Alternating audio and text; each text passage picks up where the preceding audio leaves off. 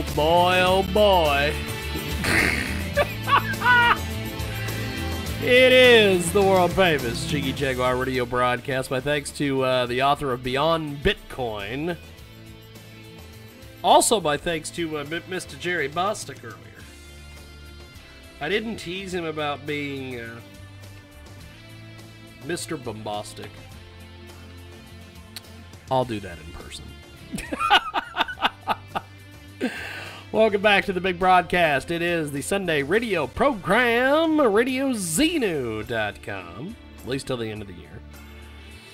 JiggyJaguar.com, and of course you stream, download our app, JiggyJaguar.us, and hear from us live each and every week. Okay, we are going to go to our next guest, Mr. Derek Stone, the big star, as I like to call him. Star of stage and screen, Derek Stone. We're going to see if we can get Derek Stone on the line. He's wrestling tonight somewhere, so he might be in the ring when we call him. If he does, he'll call us back. Hello. There's Derek. How are you, sir? Hey, great. I'm great. I was hoping I wasn't interrupting you because I seen on Facebook today you're going to be wrestling tonight. I am, but that's all right. We're here at training, but that's all right. Hang on just 1 second, okay? Yeah, no problem. No problem. I'm doing a radio interview right now, so I'm just doing a radio interview right now, so I'll be back in like 5 minutes. Yep. Sorry about that. Okay, hey, no problem. All right. No problem. Normally, when I have you on, I always want to talk wrestling, but because we both have a radio background, we usually end up talking radio. We do, yeah, that's true.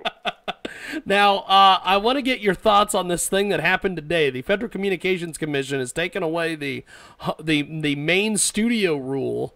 I read the decision, and a bunch of people that voted yes for it said that this is going to encourage more localism. And I'm like, no, isn't it just going to encourage people to get fired? Yeah, I would say that you're probably right about that. Yeah, that doesn't seem to... I get the theory about the more localism, but never seems to work out that way, you know? Well, the thing I don't understand is that if you don't have to have a main studio anymore, and you don't have to have main studio lines, doesn't that mean let's get rid of the office staff and move everybody to a home office of wherever, New York, Texas, Chicago, whatever? That's what it would sound to me. It sounds exactly like that. That, yes, we don't have to have a home office in Sheboygan anymore. We don't have to have a studio there. We don't have to have local folks because, well, it's all ran through the main office. Exactly. That's it. And, I'm assuming that it seems to be, and this has been a trend that's been going on in radio for decades, really. I mean, used to be stations were fully manned 24/7, right? And then eventually the overnight guy was gone. And now, in a lot of markets, the overnight and the evening person is gone. And maybe they're only live mornings and middays. Not even afternoon shows in a lot of markets now. Well, there's a lot of places that after 2 p.m. there's nobody in the studio. Right. It's all automated. Well, and we have talked about this before, and the fact that not only that, but the one person or two people that actually still work in some of these stations, smaller markets or medium-sized markets even, they wear a lot of different hats. So your morning team, your morning show hosts are also one is probably the program director, and then the midday person is probably your production person, Yes. So trying to get more people to, or perhaps they're voice tracking in the afternoon as well, right? So it doesn't sound all that encouraging to me to stimulate to stimulate the local aspect. So, just a no-brainer to take away local jobs is going to make you appeal more locally. I don't get that. I don't get that either. We've got Derek Stone with us today, and radio broadcaster and professional wrestler, which I absolutely love. We had Jerry Bostic from IWR on earlier, and they're going to be doing a show in Wichita very soon. Very cool. It seems that wrestling it seems like wrestling indie-wise is exploding because, like, I see you're getting bookings all over the place. I see, various people that I know in the business that are getting all these bookings. Why is indie wrestling taking off, but yet nobody's going to, like, WWE shows? I see these, like, SmackDown tapings and things where they're, like, nobody in the seats. Well, I don't know. I think that sometimes it takes a little while for any business to sort of catch up with the market. So perhaps if you look at SmackDown or yes, there's a few more open seats than there would be, but maybe they're still operating on the fact that they're operating the way things were going, say 5 years ago, 10 years ago, and they haven't necessarily adjusted to that. Does that make sense at all? Yes. They're still maybe running more shows than they should. Maybe they should be running in a different venue instead of going to these bigger, newer venues because maybe they got a deal. Maybe they should just go back to some of these smaller venues.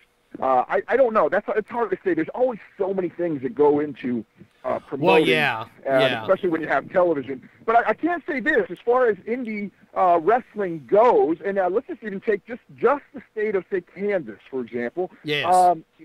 15, maybe 20 years ago, when I first was sort of around the area, there was nothing really in Kansas. I mean, you would get an occasional spot show. You'd get maybe in Kansas itself. The whole state, and most of these were in Kansas City or Wichita, you'd get 5 shows, perhaps, Yeah. Now, geez, every weekend there's stuff going on in Wichita, Hoisington, Kansas City, Topeka. There's lots of folks starting. And I think it's just, there's still you go to most wrestling schools around, people still want to learn to be professional wrestlers. There's still a lot of folks that want to chase that dream, and a lot of those folks got to get started somewhere. But I do think that there is if you talk to anybody that goes to a WWE show, most folks will say, and I'll use my nephews as a great example. These were folks that the only reason they really wanted to go to any wrestling show instead of watching it on TV was because they wanted to. I think back in the day it was The Rock or Stone Cold. That they wanted to meet. I wanted to try to get up close and see them and all those things, and maybe and it just was not the environment that they thought. If you go to any, even a large indie show or a small indie show, you're going to get a chance to have that personal interaction. You're going to see a guy out there in the ring, and you're probably going to get a chance to get his autograph and talk to him. And I think that still has an appeal to a lot of folks. That's cool.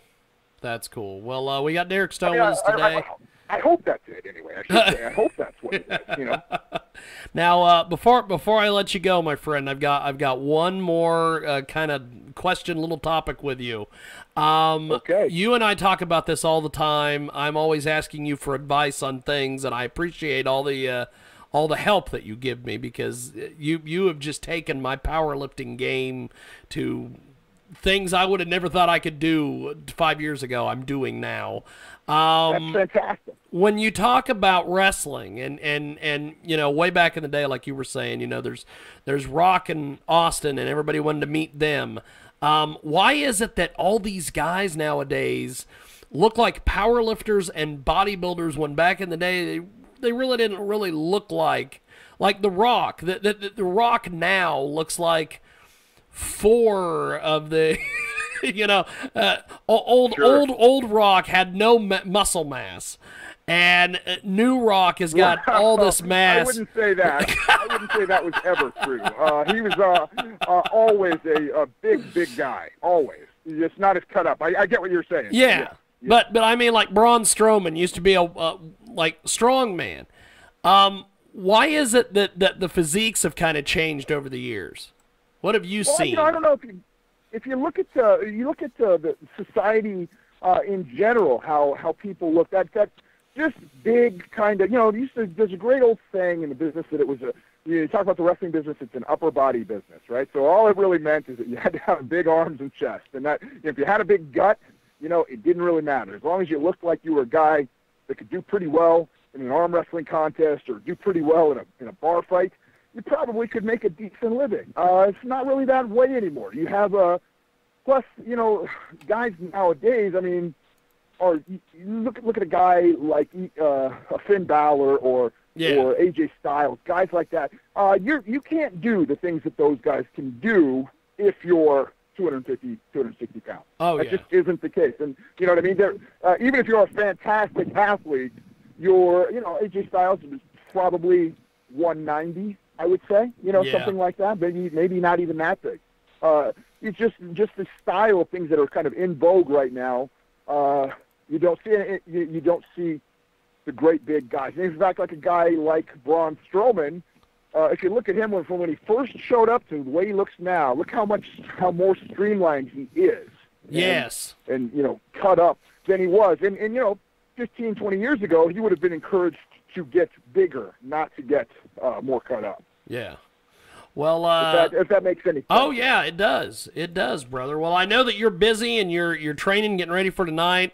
Before I let you go, if people want to book you or get a hold of you, or how do they do this exactly? Well, you can always go to my Facebook page, which is just type in Derek Stone and you can do that, or you can go to my email address, which is d.stone13@yahoo.com. I'm not taking a ton of bookings, but I'm definitely interested in going to certain areas that I haven't been to in a long, long time. I spend a lot of time going out to Denver now, just because most of my family lives out there, so I get to kind of have the excuse of going to see my parents or something, and get paid for it. So that's kind of nice. That's awesome. Well, I will talk to you soon, brother, and thanks for always being nice and coming on, and have yourself a wonderful, wonderful evening, and I'll talk to you soon. Thank you, man. Sounds fantastic, man. Thank you. I appreciate it. Appreciate it, brother. That's Derek Stone with us today, the big star stage and screen Derek Stone. He is fantastic. We always love having him on the broadcast, and we are going to take a brief break, and when we come back, dun-dun-dun, we got one more segment coming up. We're going to talk about this Radio Xenu thing in a little bit more detail.